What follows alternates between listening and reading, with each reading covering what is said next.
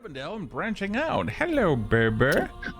Hi. So I want to give Erin a huge, like seriously, a fantastic congratulations on your creation of TTRPG. My brain just shut off. The TTRPG That collective. My brain just completely shut off.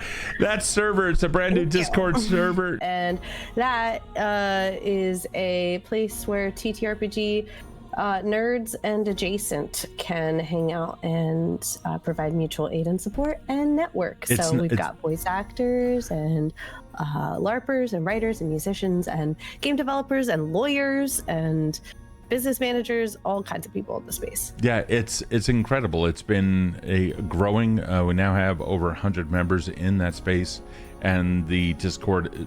I don't think the server is like 2 weeks old, and it's completely blown up. It's an amazing, inclusive server, just full of awesomeness. So, if you have the opportunity, drop into Evindale and drop into that. You can see some changes. So yeah, we've got some good stuff. Thank you, Bear, for putting out the invite. We're going to get right into it. Well, you are here in this hallway. A portion of it has now opened up, or rather the end has now opened up. Formerly a hewn wall, blank, with the rooms off of the hallway on the sides adjacent to it. But now exposed. You see inside what appears to be a very large chamber. In the middle of the chamber, hewn stone, I should say polished stone, like marble. I mean, it looks like a place of reverence. There are pillars, columns rising up tall to a ceiling that is completely cloaked in black. Light just simply doesn't reach up there, but you can also see that there are vines ever slowly moving in and around each of the columns. The floor itself, again, a polished marble. Likewise, the patterns within, as opposed to always static for millions of years, they seem to ebb and flow like water itself. And in the middle of this, a pedestal about as tall as you, a single beam of radiant light coming from a window far above, showing the light of Arios, the sun, but never moving. The exact source of that light, as of yet unknown. In front of this pedestal, and between you and the pedestal, is a large disc of stone. Somewhere around the periphery of it, you can see that there seems to be inscriptions of a kind engraved into the stone. And in the middle of it, something that appears to be a compass rose or a wheel of some kind with varying spokes from it. A little bit difficult to tell from this distance. Again, you're looking at it like at this angle. And I could get closer. Like, there's nothing like, no big gaps that I have to cross or anything from me to the pedestal. I could totally get closer if I wanted to. I can't verify whether or not you can get closer, but I can tell you that there does not seem to be anything, between you and it other than the floor. Cool. I'm going to get closer. You do. Can you describe what your footsteps normally sound like? Very weird question. I would imagine that if it was anything like more polished than rock, it would have like the scraping sound of like needles on like. Oh, interesting. Because she's got vines on her feet, like thorns on her feet to like dig into the ground. So I think when she like scrapes around like anything harder than rock, it sort of goes like. So as you do, those scraping sounds you can absolutely hear, but you also hear something else that rises. Something that seems to be in time with each of your steps. And even when you stop just for a brief moment, it too also stops. Sounds like massive feet also landing. And with every single step, the footsteps are echoing. Each one resonating, and you can see it lands. As your foot lands, ripples go through the marble and then hit the walls, and as they do, scenes of your own adventures come into play.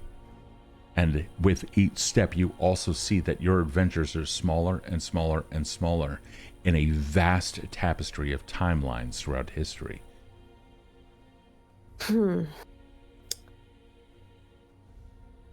It's not hurting me, so I'm going to keep going. My Sure. goal is to get close enough to read the inscription on the pedestal, on the disc. Okay. What are your thoughts during all of this? I think I think Bramble is so close to the end, she feels like, that she has like this big decision that she has to make ever since Alar kind of like told her, if you plant the seed, everybody dies.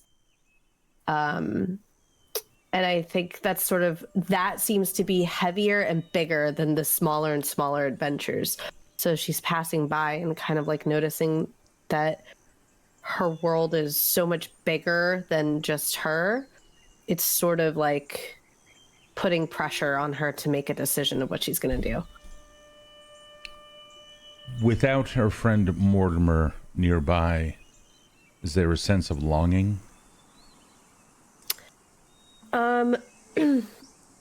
I think there's a sense of guilt, because whatever if she has to make a decision before she leaves the Citadel, she might leave alone, like just with Barbara. There may not be anybody waiting for her outside. Is she capable of doing this on her own? I don't think she knows that.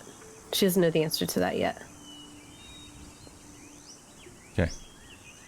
Bramble continues forward, each step awakening something new, but also you begin hearing birds. You realize that the rock itself is a living rock, the pedestal itself slowly turning as if it were an elemental every now and then, just stretching but always remaining on a flat surface. On the surface itself is a small bowl-shaped divot in the middle of it.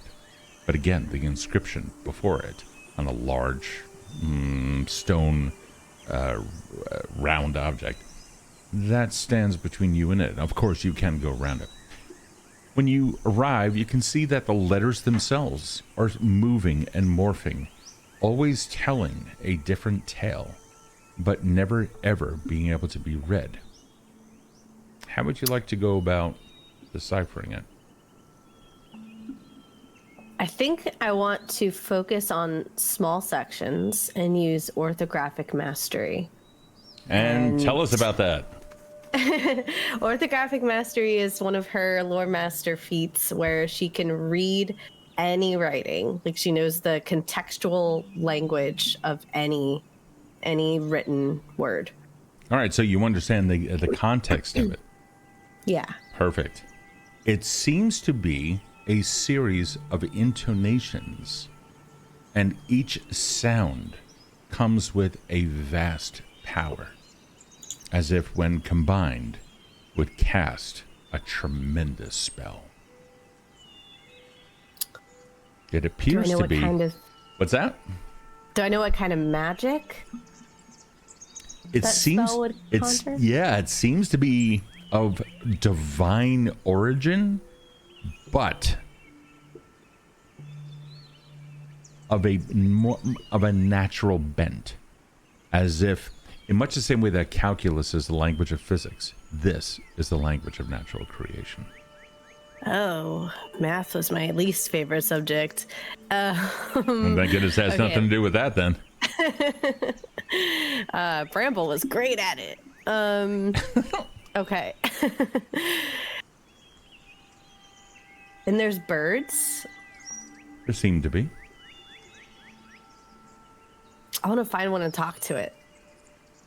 You don't see them, unfortunately. I'm going to go up to the sound of the birds. It is an ambient sound all around you. It's as if nature itself, or at least the essence of it, is present.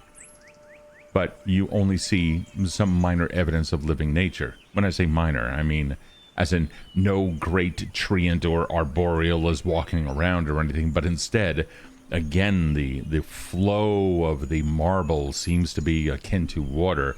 The columns themselves are enwrapped with vines that are ever so slowly moving up out of the underlying marble. I would like to consult the spirits. Okay. I have nature for that one, and it is... You, by the way, Oh, Foundry you know what? is open for you in case you want to use that.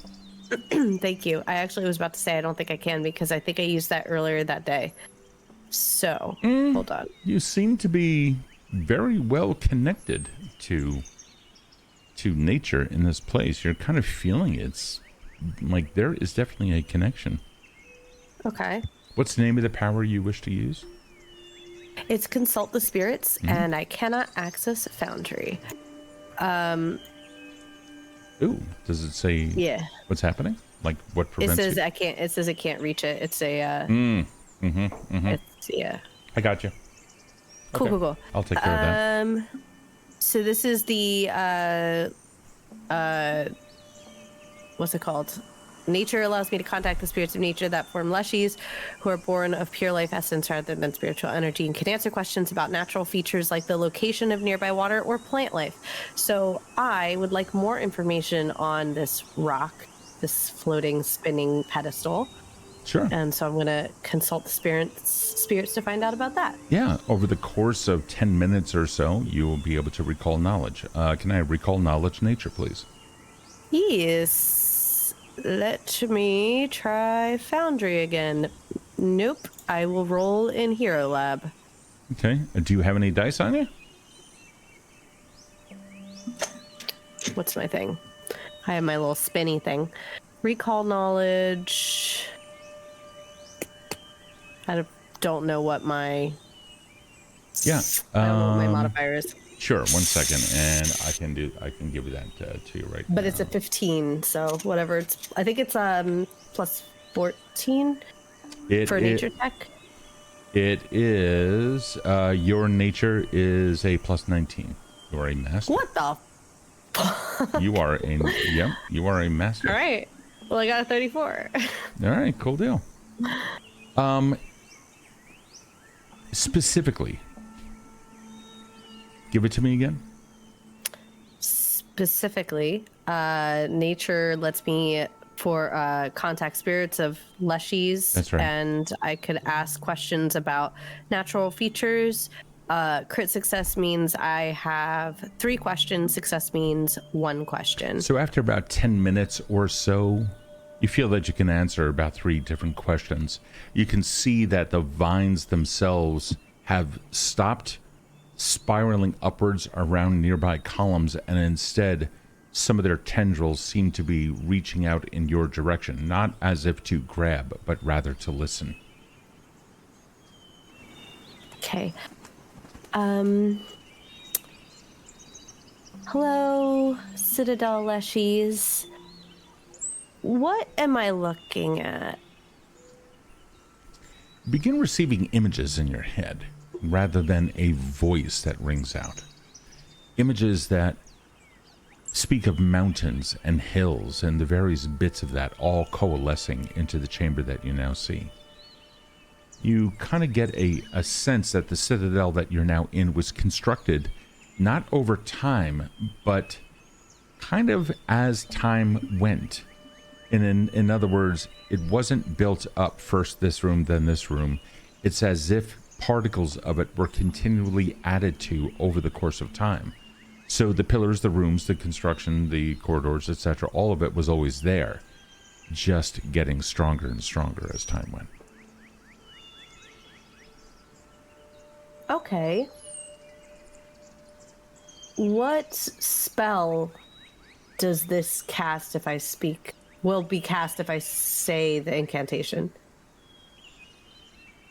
There seems to be a feeling of confusion coming over it, as if it doesn't understand what you're saying. Shit. I hope it understands. Try Foundry again. Brilliant. Thank you so much. Mm-hmm. Oh, I'm gonna waste another question. Okay.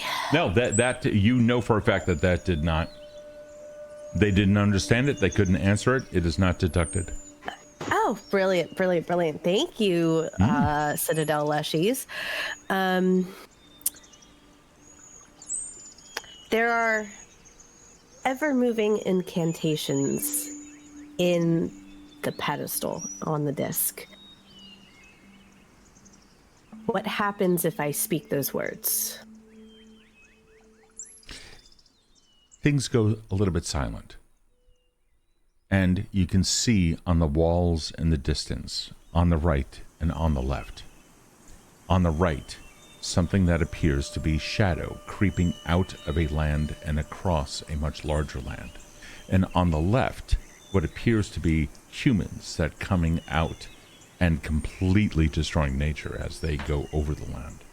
Which one would you like to pay attention to?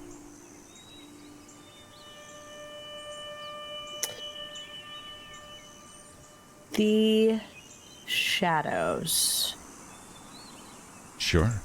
What are you looking for specifically? Because it seems like you can concentrate on this and focus in on a particular part. I want to focus on the trajectory of where they're going to see what's happening in that area before the shadows get there. So, you see that as this nation of shadow begins to extend its dominion, you can see the battle between it and humans and some of the lizard folk of Citrus Kill on the mighty battlefield that you encountered just before you entered into this country, into this shadowy country. You can see them coming in and eventually, potentially, defeating the humans. You glance over to the left, and you can see the humans defeating the shadow.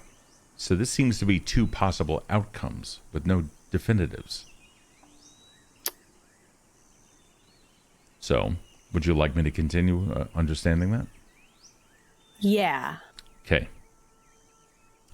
So as this nation of shadow extends its dominion out over the lands, the very essence of the world itself begins to shift. Daylight, once bright and invigorating, becomes muted, its rays struggling to pierce the ever-thickening veil of darkness. And once vibrant hues of nature begin to fade and are replaced with the monochromatic shades of gray. The songs of birds that you can now hear become silenced in that vision, replaced by the whispers of shadowy apparitions that flit between the things that used to be trees. Forests, once teeming with light, become haunted labyrinths where the line between the material and the ethereal blurs. Rivers, instead of reflecting the sky, begin to absorb light, their depths becoming inscrutable. The laughter of children, the chatter of marketplaces, the hum of daily life, all gradually stifled and replaced by an oppressive silence that weighs heavily on your soul as you watch this. And the ancient landmarks and sacred sites, once beacons of hopes and history, are completely obliterated and obscured, their stories and significance lost to the encroaching void.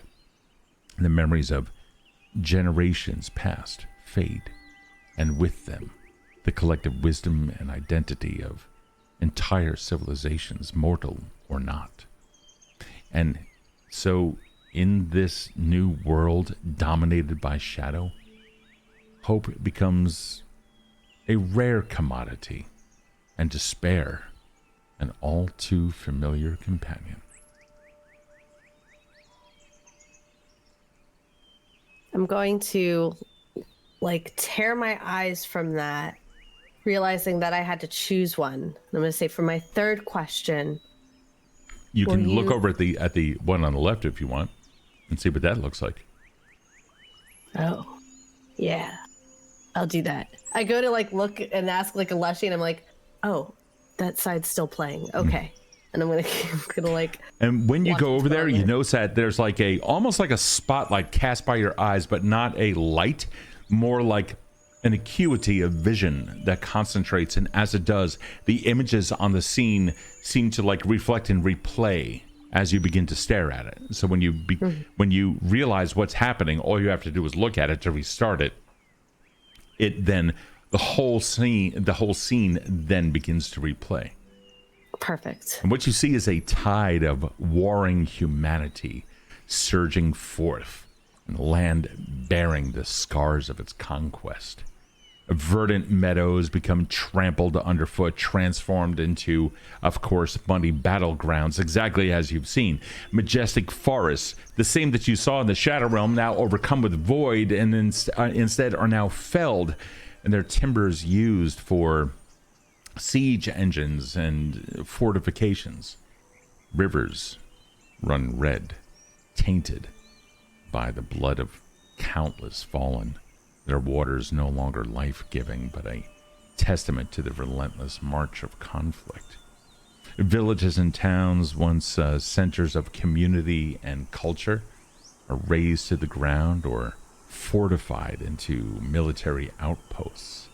The air is thick with the smoke of burning homes and the cries of those who have lost everything, and art and music and the joys of daily life are overshadowed by the constant drumbeat of war. Families are torn apart, with sons and daughters and all else conscripted into these ever-growing armies. The young and the old are left behind, their futures uncertain in a world dominated by the ambitions of these power-hungry leaders and tyrants. And ancient traditions and rituals, once the bedrock of society, of natural worlds as well, are forgotten in the face of an all-consuming war machine. And so, in that world of unending conflict, trust becomes a bit of a luxury, and peace a distant dream. The very fabric of society unravels. The existence of nature, almost forbidden in its wake, replaced by a singular focus on survival and victory, no matter the cost. Is there a third option?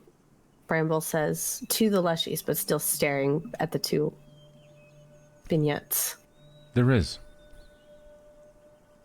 And it plays out blank.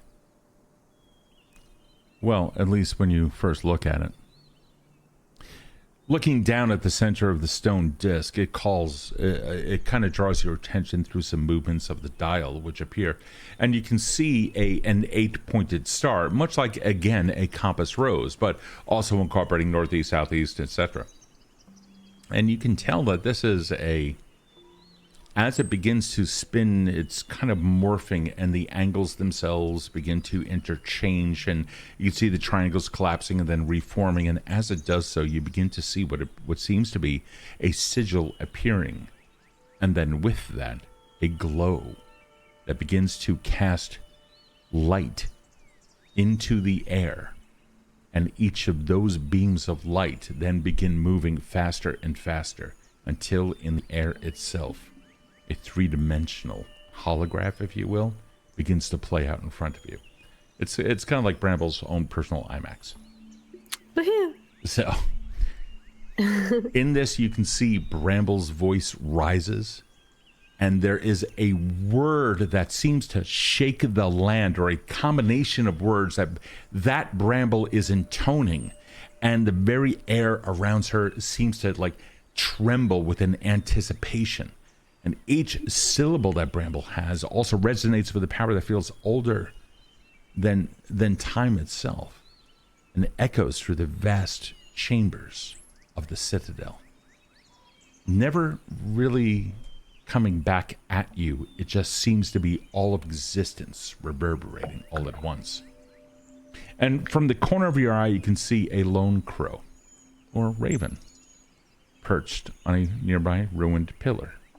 And as the words envelop the space, the the raven's dark feathers begin to shimmer, transforming into a cascade of green leaves. And the pillar, once cold and lifeless, sprouts branches and becomes a towering oak, its roots digging deep into the earth, drawing strength from the very core of the world. And then the ground begins to quake gently, not in anger, but in a joyous recognition of an ancient power being invoked.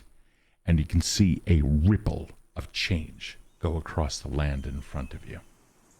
The vision then stops and seems to zoom in on Bramble's hand, which holds the last seed of the first Leshy. Then, in your hand, it comes and is thrust down into the world, and that ripple, something else begins to ride it, and that affects change across the world. But you don't know what that change is.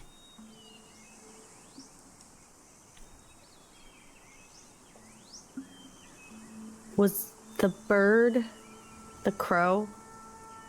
The raven? Yeah, the raven, sorry. Did, many apologies, Grim. Did it, when it like sprouted leaves, did it remain a raven, but like a leshy kind of looking thing? Indeed. Okay. So while the shadow option was playing, I could see out of my periphery that the first option or the human option was also playing at the same time. Okay. So I would like to look at the third option now. Okay. To replay it, but kind of out of the corner of my eye. I want to see what happens, because now that I know that animals aren't necessarily going to die, I want to see what happens. Oh, my computer. I want to see what happens to the humans as this third option is happening.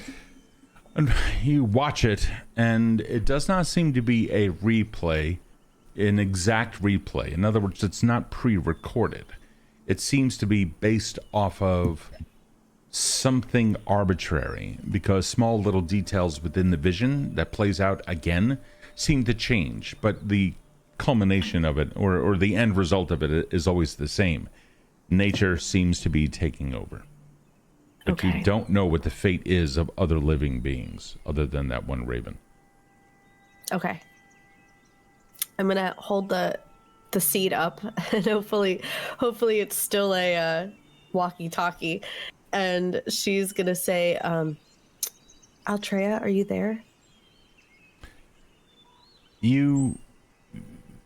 So when you have used that as a communication device in the past, it seemed like you can feel your voice being carried across the land and then finally being received by someone.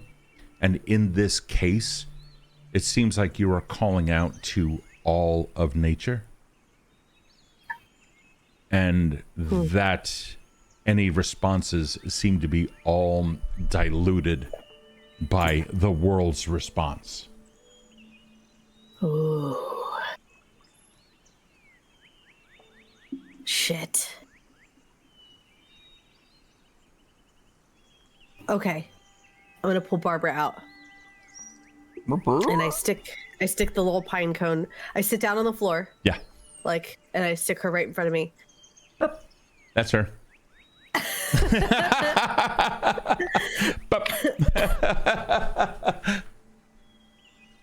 I need your help. There are three options. Either the super spooky tendrils when the shadow things that when we fell and I almost died, things of that kind. Yeah, and you died. That's when you died too. Yeah, I know. I didn't like it either. You're so cute. It was so cute. And I go to kiss her. I'm like, ow, that really hurts this day. Anyways, if those win. Sabitsi Joe, thank you. Hey, Joe. By the way, so because Sabitsi Joe just followed, one of my favorite clans in VTM, by the way. Joe has a tattoo of it. Really? Oh, that's fucking. Oh, that's kind of dope. That's dope. Of the clan symbol. Yeah. Oh man. It's in the collective. Join the collective, and you can see for yourself. Oh my goodness! What an like a fortuitous plug. A fortuitous time to plug that. Joe's like, yep. Ask your question again. Which question? I didn't ask a question. Oh, that's right. Because Joe just followed, you get a. God damn it! You get a fortune on your next roll. Yeah. Okay, so I say, if those creepy shadow things win, everybody is gonna end up kind of dying or getting lost in a void. Oh. If the humans win, it's still really bad, and it's not good for us, at least. You see her little pinecone body beginning to shift in discomfort. Yeah, I agree. If I plant the seed, there might be peace, but it might kill a lot of people that we love or things that we love, or they'll turn into Leshies kind of like us, or like plant things like us. I don't know. It wasn't very clear.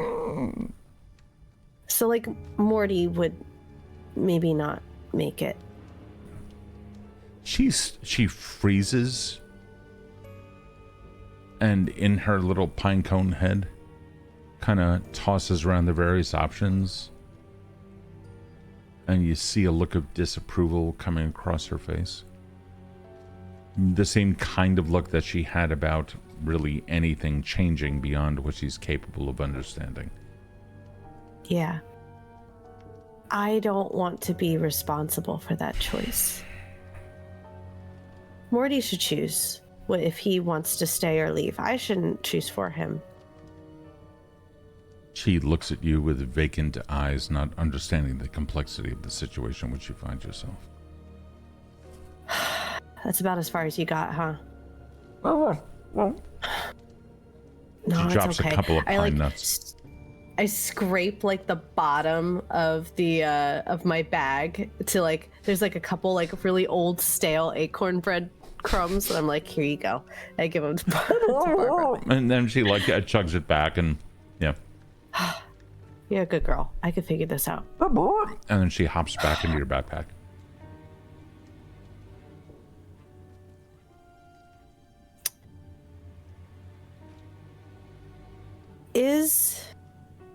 I'm like kind of like looking at like the various citadel otherworldly plant life, because I don't think we're like in the shadow realm, right?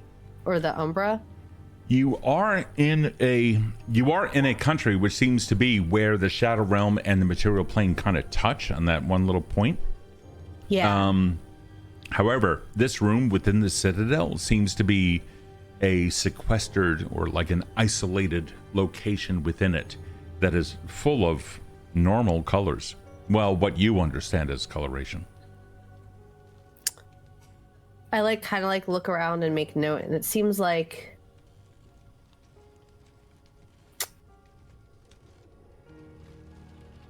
Nordaga, are you here? Give me a will save. Oh gosh.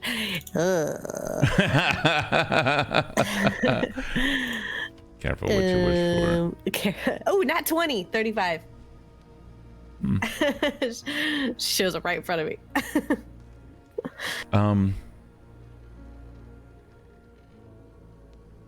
Imagine staring at a mountain, snow-capped peaks far above you. And then you being able to smash your foot hard down against the ground, and you being able to see the wave of effect that had against the mountain's peak above, and the snow beginning to roil and boil down until finally it's a massive cloud of an avalanche. What would that feel like under your feet if you were to stand there and witness it? That's what you feel.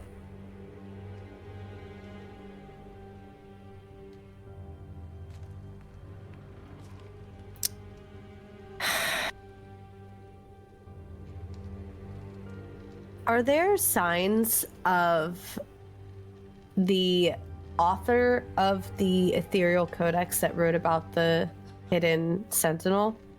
Are there signs of the author? Yeah, like that. Has the author been here?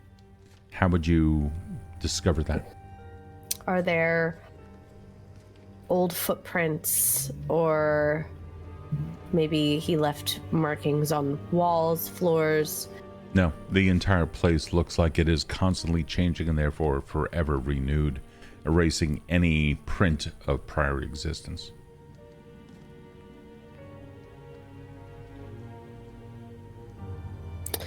The door where I came in from, or the doorway, is it still there?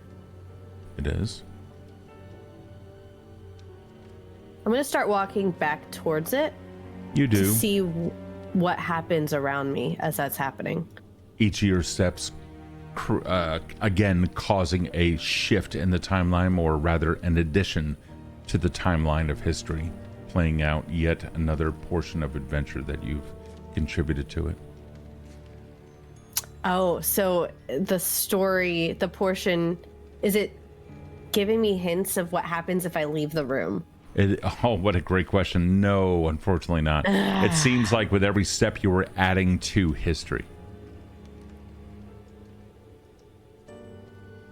not taking away new information from it.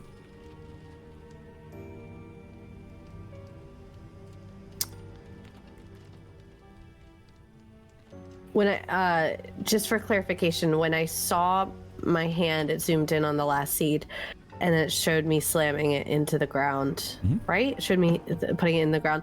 Did it show, did it show where I planted it? No, some arbitrary piece of dirt in a field. You can see out of the, or you recall seeing what appeared to be like a little bit of like a some of the soil as if it had sopped up a little bit of blood, indicating you're probably in the middle of that battlefield.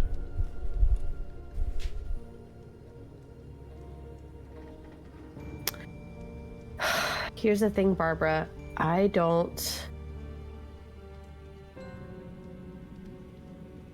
know I'm the only one that managed to make it here, but I don't know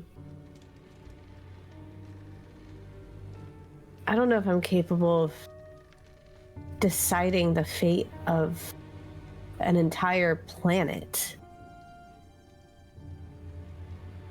I don't even think I have that right. You can hear her muffled voice within the backpack saying something that it seems to be more It's a very thoughtful. She's got a cigar. Yeah, she's like wearing like a red jacket. Yeah, oh my god. Oh god. This is a damn good drink, man. I'm gonna want some more. Okay.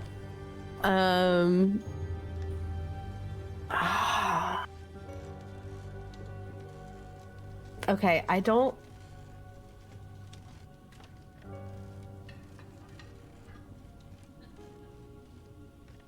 The longer you stay in there, it's slow.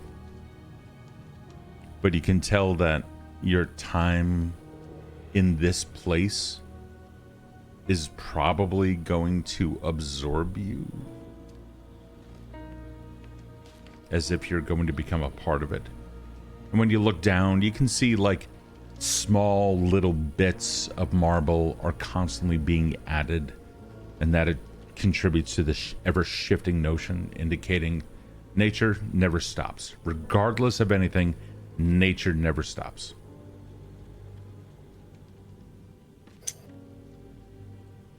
I don't have the right to make this choice.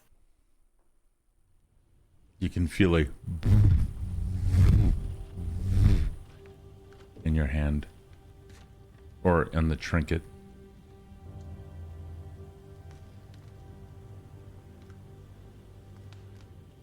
If I could say the incantation,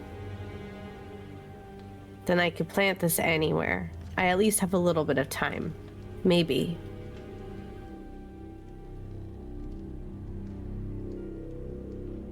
Maybe I have time to ask Morty on my way out. I'm gonna go to the disc where the incantation is and see if I can make out what it says. Give me a will save. Okay. Oh my god. Oh yeah, 29. It's a little bit difficult. But you can see that there's the longer you study it, the more it becomes stable. And it seems to be the conveyance of concepts rather than a specific script of words. And it's like it's conveying the ever-changing aspects of nature itself. Having said that, you kind of get the words a little bit, and you're able to come up with what you believe are 4 words. Okay. Where's my pen? Shit. I have several pens. Okay. Go for it. Elandriel. Vorn. Okay. Wait, what's that one? Vorn. Okay.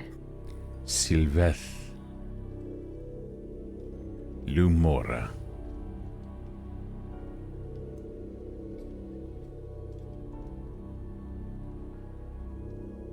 Okay. Give me another will save.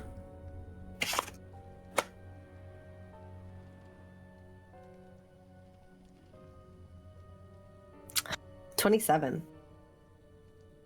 It seems to be instinctual.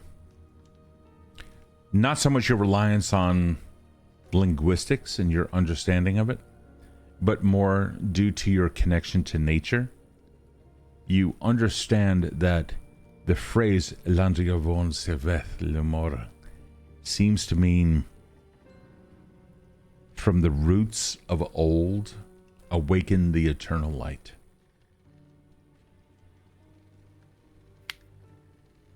Okay. The expanded concept of that is you can evoke the powers of original creation.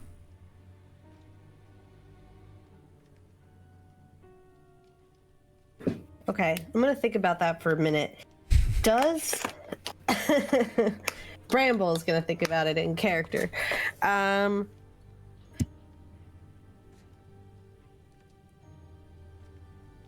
the roots of old, awaken the eternal life.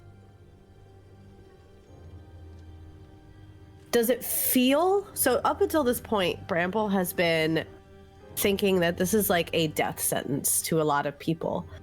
Does the contextual vibe match that now that she understands the a deeper meaning of the words? Well, you understand that animals live and die. That's all part of nature. But people are of nature too. So why does everybody have to die?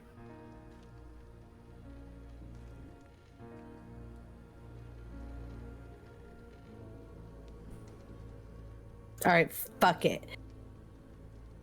Bramble is going to assume borrowed time, and she's gonna like put both her hands on the disc, like being like seasick on the edge of a ship. Okay. And she's gonna stare at like the ever morphing words and say, Elandriel, Vorn, Sylveth, Lumora. There is a buildup that begins in that area. The letters themselves casting an ever radiant glow into the area until all the letters themselves begin spinning around, and as they do, they become changing ever more. And then the various strokes and serifs of each of these letters begin joining up with the eight pointed star within, which is always collapsing in on itself and ever expanding, and each of the points constantly exchanging in diametric opposition, and then they just simply reverse and more until the entirety of it becomes like a blueprint of stars and conjoining lines. And the entire concept of it becomes embedded in the little trinket that you hold in your hand. And then poof, the stone goes blank.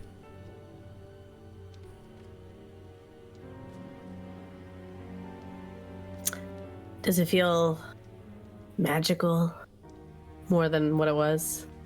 Is there a difference? Oh, I would say so. This feels more like a...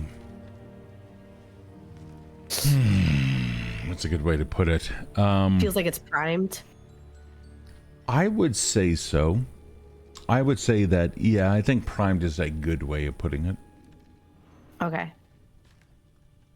I'm gonna like very gently, like, okay, I know that I'm made of brambles and vines, but this is not dirt. I'm not planting this inside of me. This doesn't count.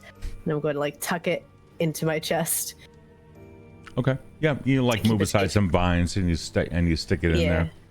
When you do that, however, when you do that, I have a fortitude save. Jeez Louise. Come on. Don't let me down. Oh, thank goodness. 30.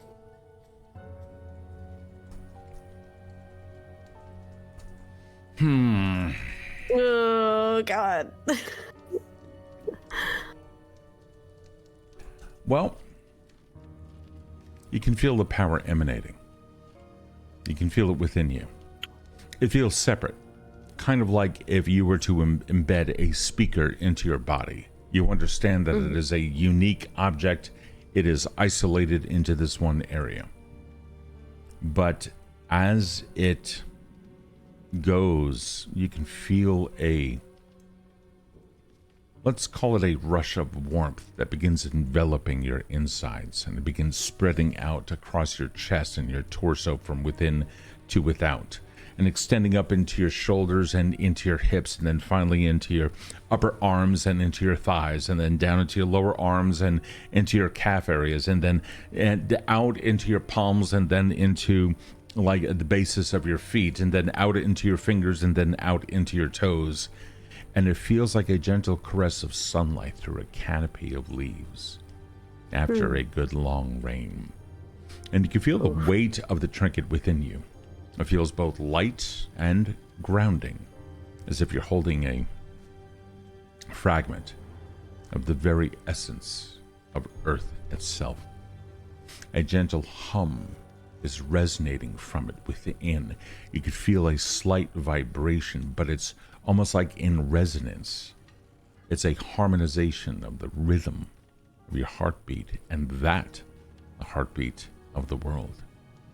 You feel a connection, one that speaks of a time when that stone joined up with that stone And then that stone joined up with that stone due to pressure and time and the switching and just how the world itself began to collide in order to create mountains. You can feel that unstoppable energy. Try to stand in, let's say, Thingvellir in Iceland, where Europe and North America meet. That's a swath of land. And where are you going to plant your fingers to hold these two continents together? How are you going to hold these? It's that level of energy that you begin feeling. And so you can feel it pulsating. It's not overwhelming. It's comforting. It's like the embrace of a very protective guardian, but one that is not even aware of your existence. You're just simply protected by it. And every breath you take begins to feel a little deeper and feels more profound, as if you're drawing in the very life force of the world around you. And as your body absorbs the trinket, at least you feel like it's being absorbed, or maybe you're just becoming one with the power, you can feel an unbreakable bond with nature, a promise of unity, and ultimately a responsibility to protect and cherish the land and all of its creatures.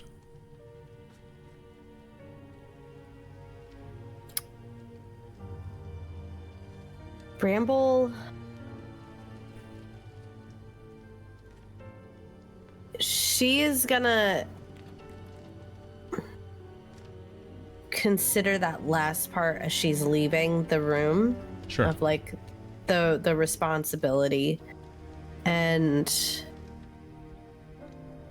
how it's evolved since meeting Altrea on the island. And how she just managed to reach a point where she believed that she could be comfortable being responsible with this huge gargantuan task.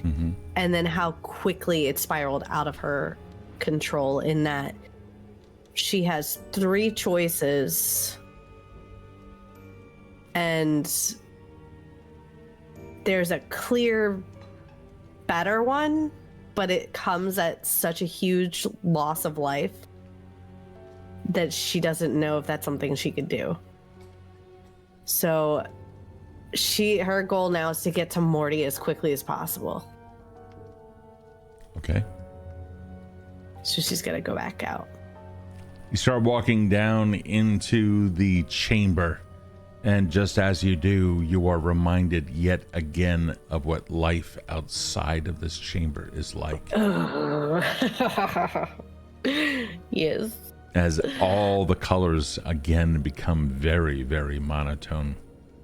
And it's an odd contrast, and as you work your way through the various corridors and what have you, that you can see at the end of it just a pitch black tunnel, a shining little bit of light, but it's the equivalent of like gray against black. Yeah. When you finally come out, you see your friends there. Oh, I'm gonna run right over to Morty, give him a big hug. It's like, holy crap, we didn't think that you were gonna make it. You were in there for like all of what, maybe 30 seconds? Am I right? So yeah, why'd you turn around? Aren't you gonna go do the thing? Wait, what? What? It was 30 seconds? Yeah, it was about 30 seconds right there. And the guy's like, yes? No. Wasn't that long? It was a lot longer.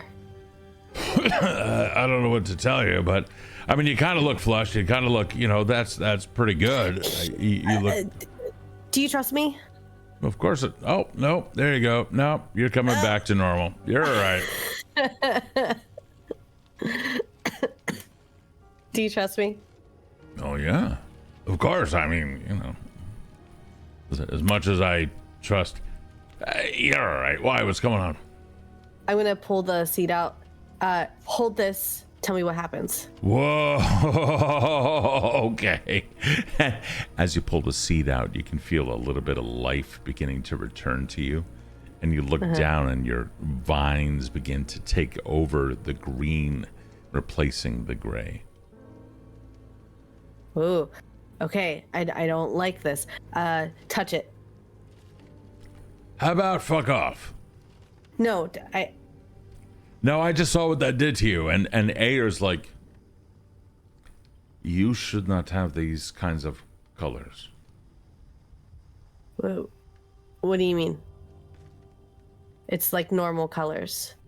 You're the only thing here against a conjure. You put your hand up in the air, and you can see your greens and browns against a backdrop of just shadow and monotone grays. Does it look monotone and shadowy to you? No, it looks like, and you're looking at Mortimer, and you're looking at and the two of them look very monotone. What? So I'm gonna point to what I see as the green, and I'm like, what color is this? That's green. That's, I'm telling you, you're full color. You're like, Technicolor. It's like they invented color and they painted you with it. Oh, so it's like uber saturated, is what you're saying. No, you look like normal before we got into this godforsaken place. So great. So touch this and tell me what happens. No, thank you. I don't know why that's happening. How are you feeling? Do you have like a headache, or are you gonna No, like I feel split? fine. Do you have like a Here's the creature thing. inside of you that's gonna go? I don't know if I want to complete this mission. What do you mean? I don't think that I have the right to. Bramble, we've been on this for a long time. Why wouldn't you? Because if I plant the seed, you both might die. And if I don't plant it, bad things might happen, but maybe not as permanently as the reawakening of old creation or whatever it said back there. Hold on. How long were you in there, according to you? It's hard to say, but enough to get 3 very clear images of what could happen. And one of them what could happen if you use that thing? if I use it or if I don't. What'll happen if you don't? Either shadows from this world will take over and everybody will be lost into void, or humans will take over and an equal amount of hardships will come across the continent, the world. Well, that's not good. No, but if I plant it, Well, hold on. What's the other option? planting it. What you mean if you don't plant it, no matter what, shadows are going to run all over everything? Either that or humans. If I don't plant it, bad things will happen. Okay. If I plant it, the things that cause the bad things will die, but that means you might also. I'll be fine. Ayer and Morty look at each other. And there's looks of concern on both of their faces, but it's also one of resignation. But Bramble, you and I were on this so that you could get that thing and stop everything. If you don't do it, one of those two things will come along and your entire home, my entire home, and all of this whole area is nature gets eradicated, right? Like the trees go bye-bye and nature falls, as empires expand and everything, right? I mean, am I wrong in this? No. Then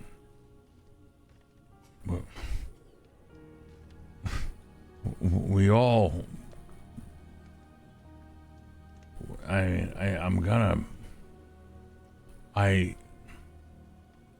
Look, I've been feeling like I've been living on borrowed time, to be honest with you. I've been captured, I've been stoned, I've been speared, I think you gotta do what you gotta do and not look back.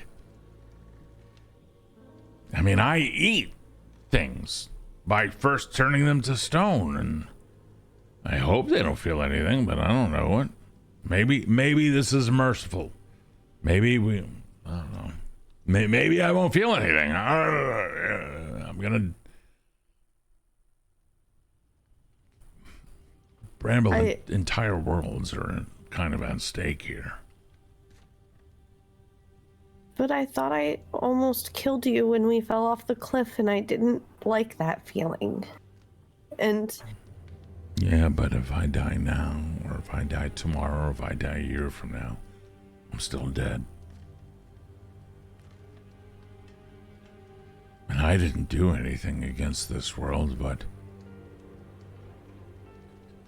nature kind of has its own way of looking at life.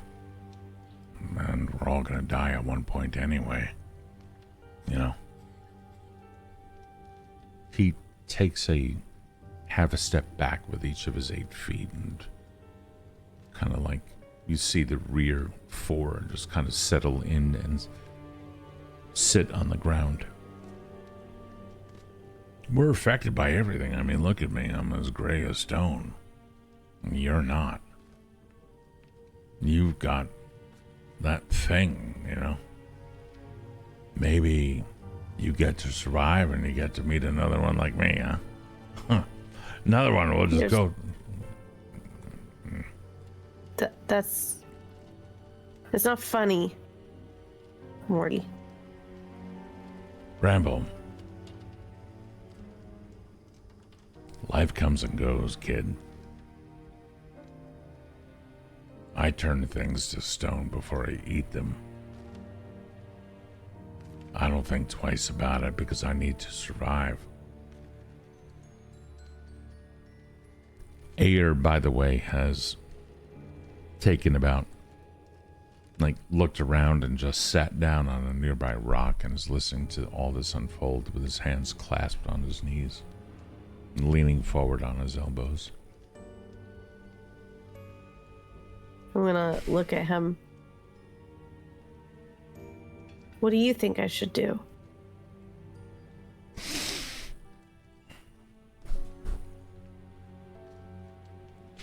I think this is a very difficult decision that you have.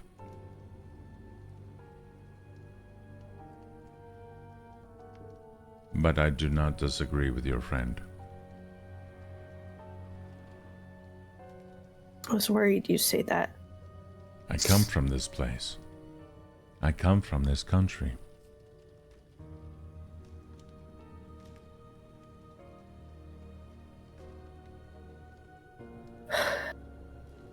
If I choose to plant this, where am I supposed to do it? It didn't tell me where. It just... Morty kind of sits back up or stands back up for a second. Well, did it come with instructions? Just that I had to put it in dirt. And then you hear a little muffled.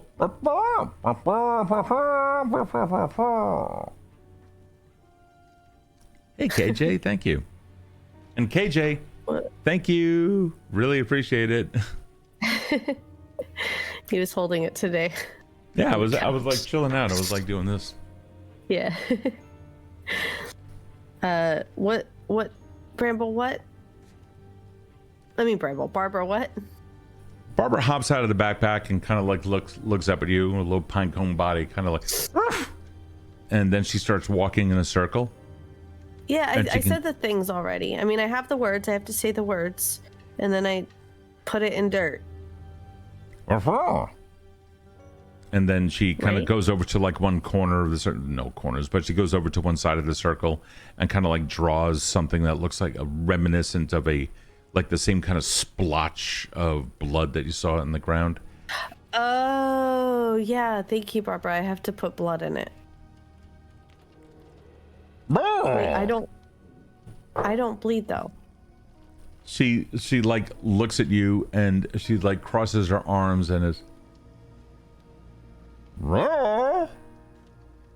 I didn't And she points like in the direction somewhere off in the very distance of where you first came into the country. Oh, I have to put it. She jumps over to one side, is like, and then she jumps over to the other side. Yeah, where they're fighting. I have to. You're so good at acting. Where they're fighting, I have to put it in the ground where there's blood spilled.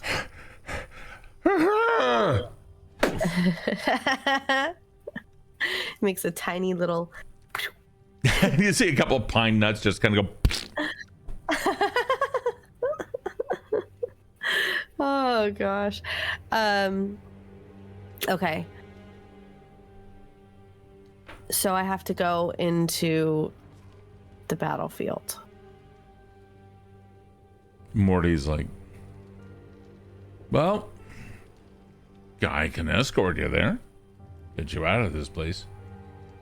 And you hear a resigned sigh. I'm going to, I think, he says as he runs his fingers along the threads of the fabric of his pants on his thighs, as if he's self-comforting. I'm going to, stands up, straightens out. I'm going to go home. I'm glad you got here. I'm glad that you got everything that you needed. He begins to walk away and he stops for a second. No one has ever gotten this far, like I told you before. I'm sure Nordaka would approve of your actions. I don't even think she knows I'm here, to be honest.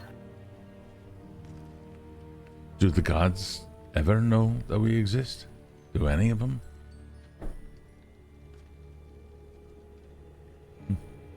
He, still smiling on his face, seems to be walking away with a slightly lighter gait, as if a weight has been lifted off of his shoulders.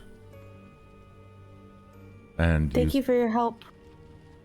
He turns around and continues to walk backwards. I played my part in all of this. If you're still here after the seed's planted, maybe I could come visit. What's it called? Moonshadow? Sometime? Sure. Of course. I'll be around. Okay. You see a small fetchling child go running by, and he like reaches down as if to go Rah! And like goes after the kid, and the kid goes wee! And like starts running away. And he looks at the kid and looks back at you. I'm sure you'll do the right thing. I'm not too worried. And he takes a couple steps back. Again, his shoulders seem relaxed. And as he turns around, almost with a dancer's spin, he turns 180 and thrusts his hands into his pockets. And he walks away as the shadows envelop him.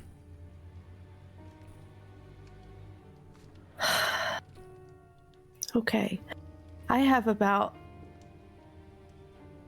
3 minutes before I change my mind. So I need to go do the thing right now. And that was several days of journey in this place to get back outside. Unless you have a way to like bounce out of here. I don't, but what I'm going to need you to do is every 3 minutes you have to just reset the timer for me until we get there. I don't know how that works, but you got it. Okay. 3 minutes, kid. Okay, let's go. The journey out, it seems weighted with this ponderous thought just looming over your head. Is it possible that you could have any greater burden Every single step seems to take 3 minutes in its own right. 3 minutes. It's only 3 more minutes, Bramble. You got this. Just keep on going, kid. And he's behind you, and a couple of times you kind of get like a little just against your rear with his shoulder, and he just kind of lurches you forward just a little bit. And then 6 minutes later, just 3 minutes more. You got it. Just a couple more steps. I'm pretty certain it's just right. He points out with a black taloned claw. I think it's just right around the corner, just past that building. Yeah. It continues. You move, and as every single step you take, you can hear and feel the effect of war somewhere in the distance. And every single step that you take, you are reminded that you are able to travel a lot faster than that. And so as you put down a foot, it's not just 2.5 feet that you cross. It can be 20 times that if you wished it. You begin moving forward, and Morty even, oh yeah, that's right, I forgot that we can do that. And he smashes into some storehouse and like, all right, hold on, let me just back up. And he comes out, 3 more minutes. And then it's like a clatter of garbage. So finally he comes out, and you meet him down the road a little bit. And he seems to have like a little bit of garbage like on top of his head, as if he's wearing a new hat. And little fetchling children and some of their parents are going around, and wheelbarrows. But as you begin getting closer to the opening of this country, the gates through which you came, you begin to understand that not all is really as it is.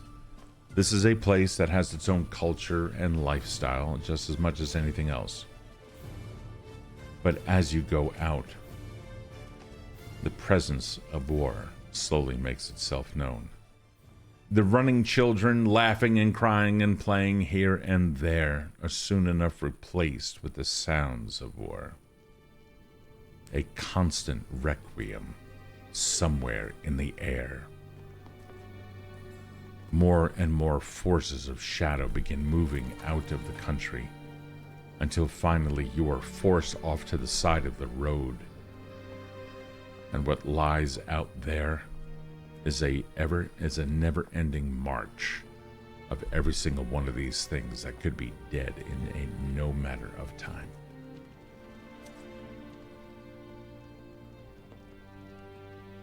You exit the gates. And as you do, you can see in the distance as if a caul has been lifted from your eyes. Something that appears to be color returning once again. Look back behind you, and you can see the further you go, a little bit more cloud kind of takes over the area. A mist obscures the visions beyond. And you kind of feel like you came out of an oily slick, but with no residue on your flesh. Morty and you look out over a vast battlefield. Way in the distance, plumes of black smoke as fires rage on, as siege equipment is burning. Cries of the dead, those nearby, from long artillery shots closer to this area, had taken out what little remains of them. Overall, it's a reminder of reality. I think we need to get closer.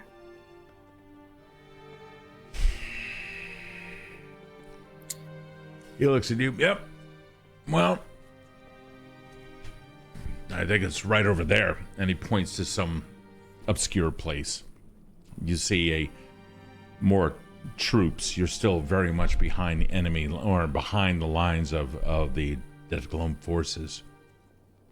And the two of you have decided to move off to the side, moving forward towards the middle of battle, guided by the path of the warriors. Long, shadowy pikes, banners, streams, each of them giving off small wisps of black, shadowy smoke. Banners of Deathgloom in the various regions within. And then, as you continue,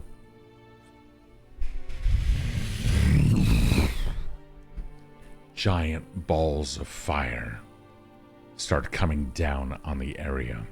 In the distance, you are still safe where you are. You remember the looks of that one warrior going out. He seemed unusually spindly and thin, and now nothing more than just a cloudy mist of black as this rolling ball of flame just claims the lives of so many. But then just on the other side, as more and more war begins to present itself before you, you hear the cry of the command of the archers, and shadowy filaments begin to fill the sky and start heading back to the origins of that fiery ball. Soldiers clashing far off in the distance, the ring of steel somewhere in the air. But still, it's still peaceful where you are. It's in the air, it's ahead of you. And as you walk forward, though, the mood begins to change a little. You begin hearing distant cries. Now they become clear, distinct voices of pain and anguish. You can see ahead of you, far ahead of you, and over on the left-hand side, over where the cliff face was, where you had come down, trees themselves, the lurching sounds of fallen foliage, and the slight ring in the air that they give off as that poof, as all you see is the tree itself, now beginning its final phase of death. Holding onto the trinket, you begin to see the forces of life and death at play, not only in the mortals and the spill of blood and shadow, but also in the lack of nutrients being taken up by the ground from the trees that are now starting to die. Immediately stripped of bark and branch, they become hewn into beams. You see the various progress as you go, darting here and there between horses that begin to ride on out, lances beginning to be lowered only to skewer those ahead like meat on a spit. Until finally, after umpteen times that Morty has reminded you, it's just 3 more minutes until we're there, Bramble. We've got this. Yeah, we got this. Changes. You hear the blast of war horns in the distance. And this, to quote Shakespeare, men begin to imitate the action of the tiger. War begins to unfold. Now you've just stepped over your first dead body since leaving. Some shadowy figure enmeshed with the blood of one who had once been of flesh itself. Down on the ground, the two of them forevermore in the dirt. They both have families. To some, they will be forgotten. To others, they will be remembered. You continue. Now you see over here an encampment and logs that have been dug into like crossbeam or like X's down in, pointed so that cavalry would not be able to come through these shadowy spectacles out of Deathgloom that they are, merely hopping over many of them and men being torn asunder. Then the shadowy figures themselves as whispers, you see a giant gout of some kind of a crispy green liquidy flame come out and completely consume the shadow itself. Another tree falls, its branches made into arrows of war, its timbers into fortifications. You see lizard folk laying down on the ground, the remnants of what used to belong to Cicerus Kill down to the south. A army of some sort that had decided to join the fray in order to protect their own home, that which had once laid claim to your own homeland, now fighting for the same thing that you do. And one thing that Morty finally stops, and he doesn't say 3 more minutes anymore. Who's the winning side? Nobody. Not them. Not them. You see what appears to be a massive arrowhead, a ballista bolt, skirts past you about 15 feet, and you quickly whip your head around, and you can see an entire line taken out behind you. And then filling in that new void, more shadowy creatures, many of them calling out in a shadow tongue, "To war! For home!" Only to be met by the same call of the Virians on the other side. Morty, you should get out of here. This isn't safe. Bramble, I am not leaving you. I am not leaving you. He stands in front of you. I need you to make a reflex save. Okay. Oh, where's my reflex? I can't see through the tears. Oh, that's not bad. 28.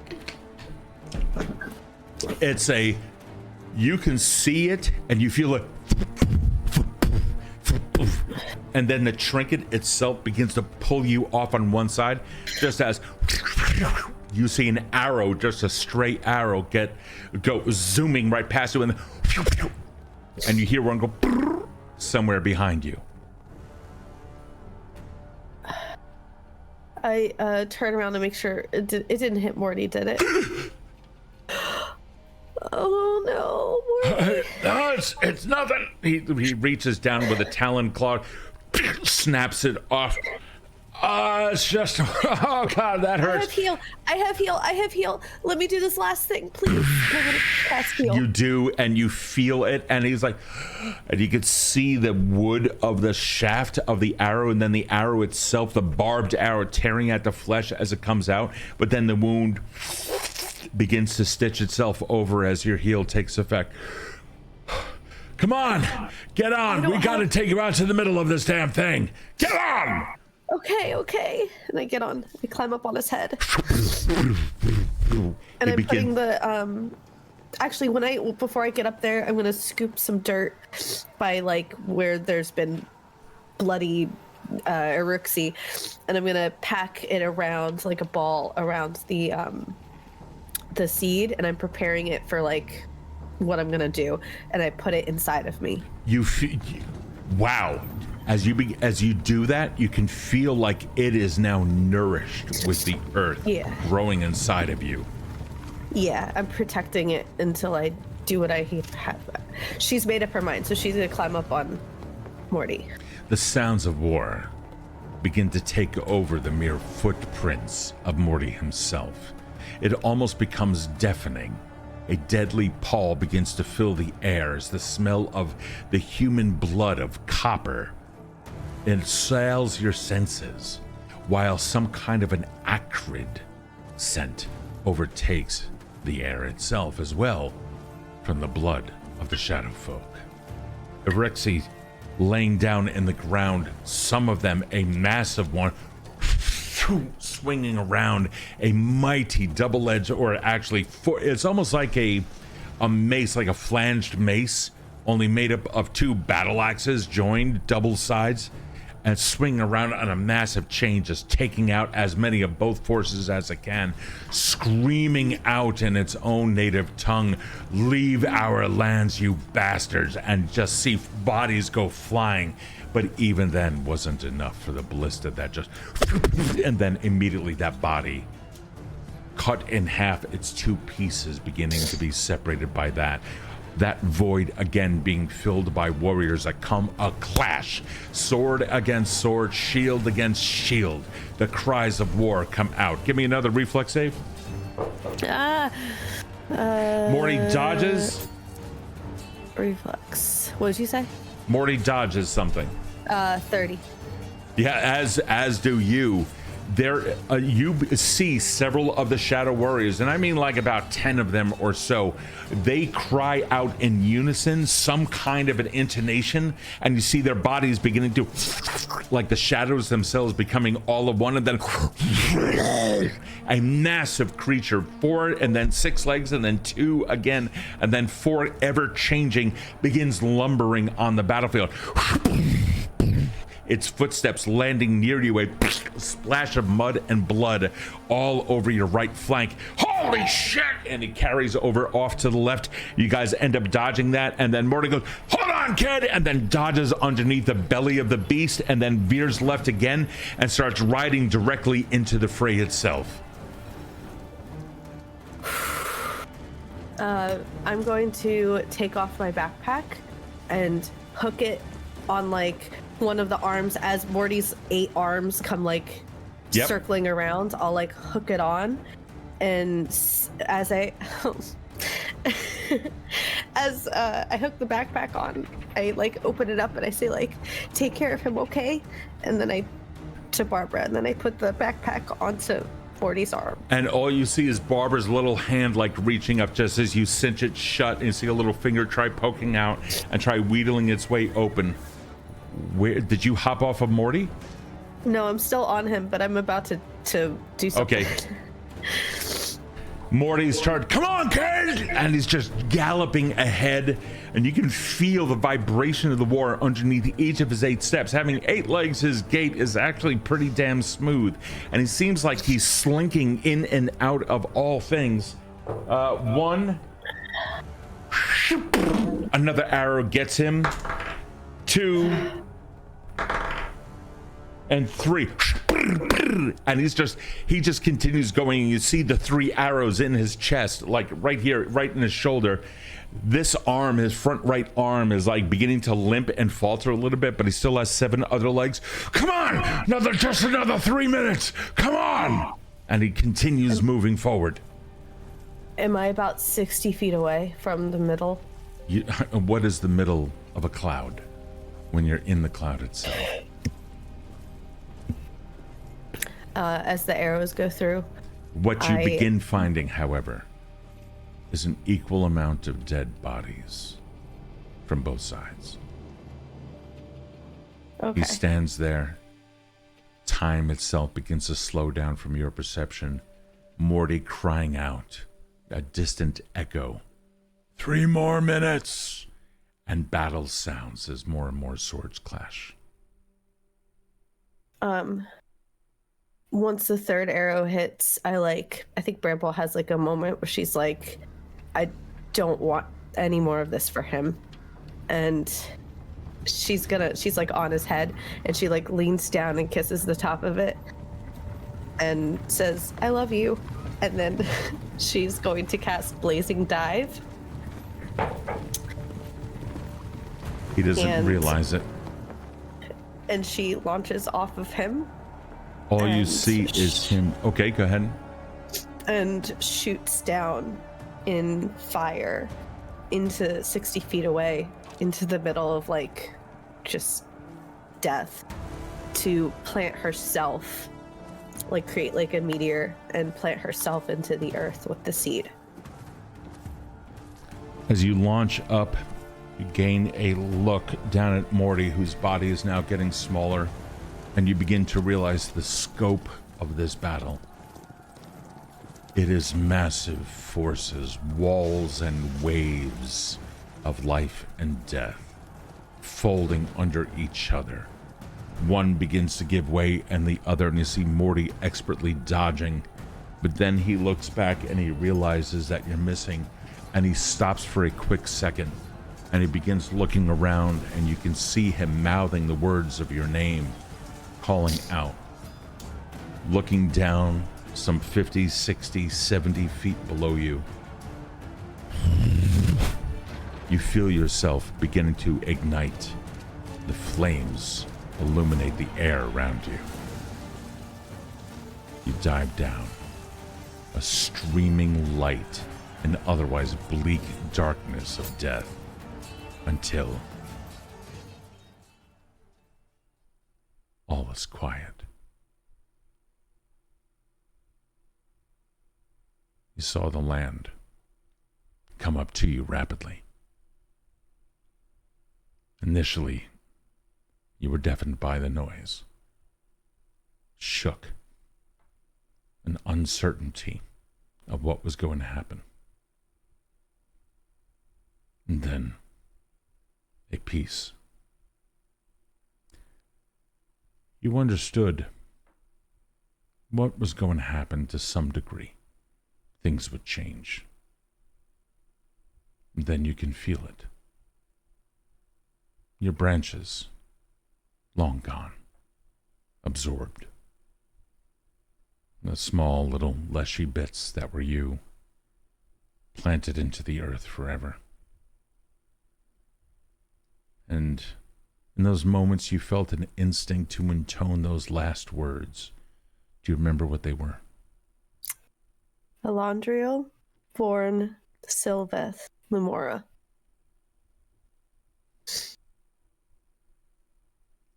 You see several ravens, a flock, pass you, and as you intone those words, as you impact, you swore you saw a cascade of leaves coming down from one of its feathers. The ground quakes, as I had said, but not in anger, and you can feel it ripple through your body. Barren fields, you feel roots dive in deep into the ground. You see a hand reach out, a fallen person, first in tension and in pain, and then it gets released. The fingertips start growing roots, and into the ground it goes. You begin getting a sense of rivers that once were tainted with darkness in this area now begin to feed the surrounding land, and they sparkle under a distant sun. And forests begin to sing with a renewed life. There was at one point, you can sense, looking down at or looking up, if you will, there's no real up for you anymore, but you get the sense that you are now being walked on by a young shadow soldier, his face marked with scars of countless battles, and he feels your energy begin to completely envelop him, and his form wavers. And where there was once stood a proud warrior, now something else. You see a tree, a massive tree, growing rapidly and occupying the land, standing ever still, limbs stretching out as if in a protective stance, something that begins to mirror the same thing begins to mirror the stance that he was last in. But then you begin feeling something as well. Not only are you witnessing this great transformation of the things here, but you can also feel the proud hoof prints of something calling out in the distance, a horn of a great stag that led you here. You remember feeling moisture. You remember feeling deserts and death. You remember there being the flight of something unimaginable above, and the horrors of it down below, and human villages that you had come across where they were torn asunder by something. And you remember 11 strangers gathered together in a cave, and Cicerus, a giant spider, who bade you do something. Get rid of these creatures who are infesting my home. And then you also remember that there was an elder human general, his eyes weary from the weight of command, now completely bathed in a green light, all of this happening simultaneously. And from him, you see a majestic tree rise, bark etched with runes of ancient battles and wisdom, forever standing still. And while you remember these things of your past, those memories begin to fade away as if added onto a timeline that is now ever expanding in the world of Evindale. And across this vast expanse of which you are now a part, entire battalions undergo wondrous metamorphosis. Rows of spears and shields are now replaced by groves of treants and arboreals. Siege engines, once instruments of destruction, now overgrown with ivy and moss, becoming havens for Leshy and other woodland spirits, and the once deafening sounds of war replaced by the serene melodies of nature. Of course, the transformation wasn't just limited to the immediate battlefield. From the highest mountain peaks to the deepest of valleys, Gloam also awakened and became stronger. Towns and cities, once on the brink of annihilation to human forces, now become a little intertwined with nature in its own right. The Shadow Realm never quite replaced, for wherever there is light, there's always dark. And stone walls and towers complemented by sprawling gardens and orchards. You begin to look out over this world and begin to understand as you once again rejoin all the spirits of the Leshy that have ever come before you, that life does indeed continue. Nature will always survive. And you begin seeing the flickering of lights as if a strobe of the sun were down upon the land as days begin to pass and nights reset everything. And then that gets replaced by whole seasons in the blink of an eye. And as the ages pass, nature begins to claim something. It begins to reach out into the voids of space. Nordaga's might extends far beyond this realm. But as for Mortimer,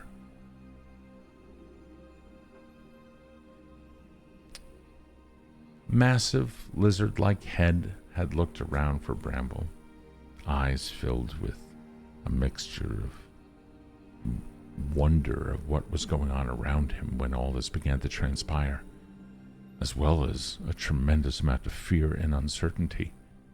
He wasn't taken down immediately, but a power overtook him.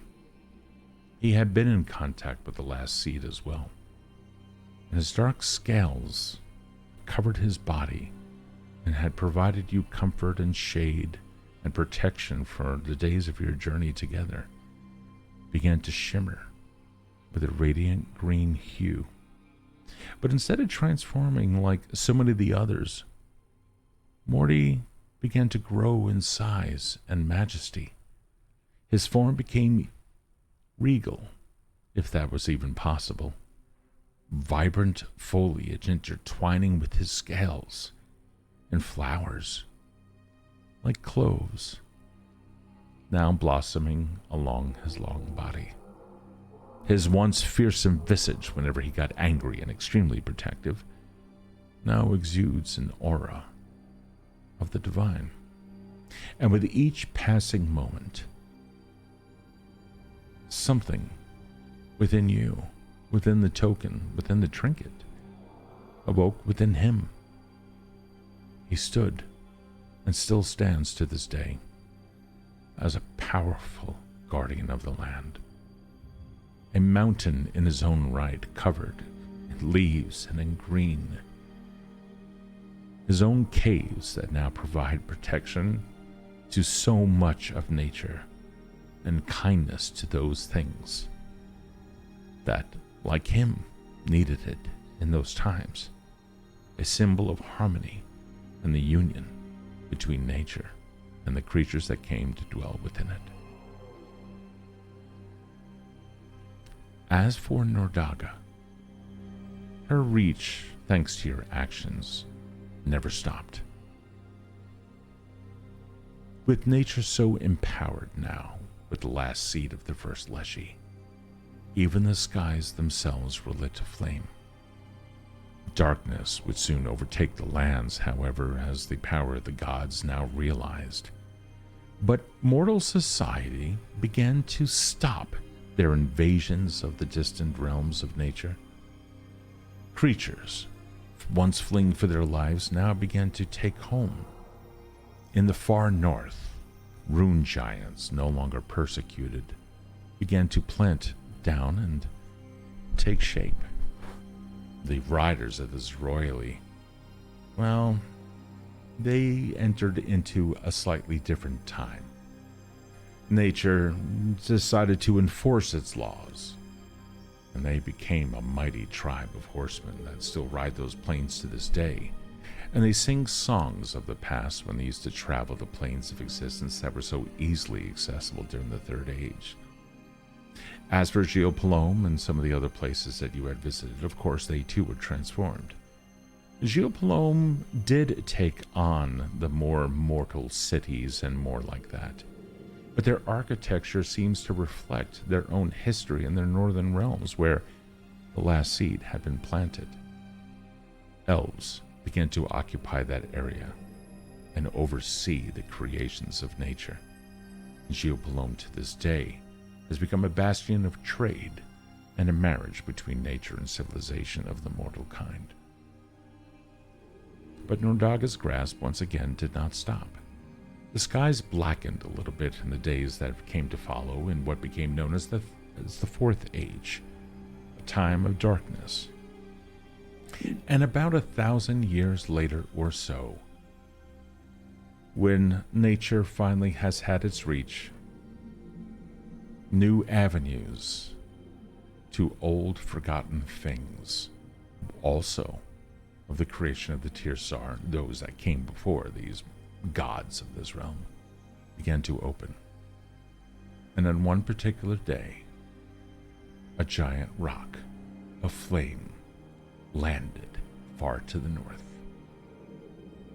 This has been branching out. Oh.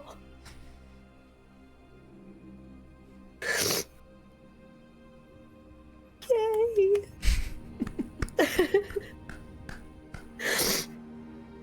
Are you okay? Thank you. Yeah. Thank you. Oh, honey. Are you all right, baby? Yeah. Just imagine that if she had killed Mortimer instead of see the good in him. It's so sad. That was really good. Honey, I love you, and thank you so much for letting me be your GM throughout this journey. I really, really appreciate it. And thank you, Joe. And thank you, Weaver. Really appreciate it. That was really good. And that ushers in the Fourth Age, which is not and a happy Seekers of the tale. Fall. Yeah, exactly. And Seekers of the Fall. It made you feel things. Thursdays. Yay! Oh, man. Well, so we'll decide in the near future as to what happens on Tuesdays. Badass Rockets. Hey, guys. Yeah, we can enter into a full... So the Meteor Fire is the intro for the next stage. Yep. Yeah. That was so good. The cool part is that now going to be in the upcoming week or so, you guys will now see changes that have occurred to the map, to the world map. And originally this area where Bramble was kind of had like a slight dark cast to it as the shadows of Deteglome had come down into this area and swaths of destruction due to the battlefield. And now you will see what the prior undeveloped lands of this region now look like in the Fourth Age, which is the official map in the canon. And it is verdant, and it is green, and in the middle of it is a giant mountain that is also covered in green and vines and leshy, and lots of little caves all around where many can find protection. Oh. That was really nice. So, oh my god. All right. honey, do you have any questions or anything like that about various points within the campaign or things that you missed? And you guys, of course, out there, please, if you've been watching this series, you can ask any questions, and now's the time to reveal all. Well, almost all. Thank you, KJ. I don't think I do. That was really good. That was really, man, that was so sad. Oh my gosh. Well, then allow me if I can. Yeah. So to those, I know that there's like good night, Dimension. Really appreciate having you here. Really appreciate it. Hi, friend. Tomorrow we do continue with Kill City Sinners, the who killed Laura Palmer, which this one is going to be GMing, my beauty. Yay. Over there. And Aww. and also on Thursdays is Return of Seekers of the Fall, which is the next tale in this series. That does take place in the year 944, which would be about 1,008 years after Bramble. So a lot has transpired since then. Of course, the world has changed. But if you guys have been watching Branching Out, you may start seeing small little things over there that kind of harken back to this. But Badass Rockets has one question from you. Where'd you get the art for Bramble on the center of the overlay? Got it. Ready? Yeah. That's who right there. That is only Flaps. Yeah, she's the best. She's the only Flaps. She's great. She did the rocket. That's your name. She did the art for Bramble, and if you like Skater Punk, if you like the Liching Hour, she does all the art for the Liching Hour. So, or most of the art. So, it's that vibe. Yeah, it's totally awesome. She is. It's so definitely good. my favorite commission that I've done. So yeah, that is that. Only Flaps on occasion does take commissions. She's absolutely fantastic. So if you have that opportunity, I would definitely. Yeah. Also, if you're in the tabletop space, there's the Discord for a new collective that I created, and it's great for support and networking and mutual aid because we are all starving artists. So we're all just trying to help ourselves, and you don't have to be in the industry actively. You could be just a hobbyist. You could be in other industries adjacent to tabletop games. The point is, it's a safe space for everybody to get together and support each other in their projects. Yeah, it's true. And I'm absolutely amazed at what Erin and that community has created. It has grown. It is buzzing with activity, and people are really excited to be a part of it. Yeah. Like sound? Like, you mean like sound design? And yeah, like sound design. There's a couple audio engineers. I know what you're asking because you do sound stuff too. There's a few magicians. I'm sure there are magicians, musicians. Yeah, definitely. So go check it out. See if you like it. It's really, I love it so far. It's like, I wish it could be my full-time job. I have a feeling it's about to be, if it continues on its current path. Yeah, that would be fucking amazing. But yeah, it's a great place. I'm excited to see what happens with it. I do, by the way, know who we're gonna raid. Oh yeah, who? We're gonna raid our only living Leshy adjacent character now in our campaigns, which would be Apple, who plays a gnome with a Leshy familiar. And their character, Fresnel, she comes from Tearful Brag, which is the homeland of Bramble. That's right. So I think it's only fitting, since we moved from the third age to the fourth age, that we raid Apple. Okay, that's good. And Apple's channel name is? Apple Glass. I shall shout them out because they are amazing. There you go. So if you have the opportunity to check out Apple, Apple Glass is an amazing human, an incredibly immersive player, also on Thursday nights. And we are now going to send all 9 of you over there to Apple. Again, thank you all so much for joining in on this journey with Bramble Clove. with Barbara, with Morty, the friendly basilisk, and the tale that became known as Branching Out, the tale of a Leshy. So, Yay. good night, everyone. Bye.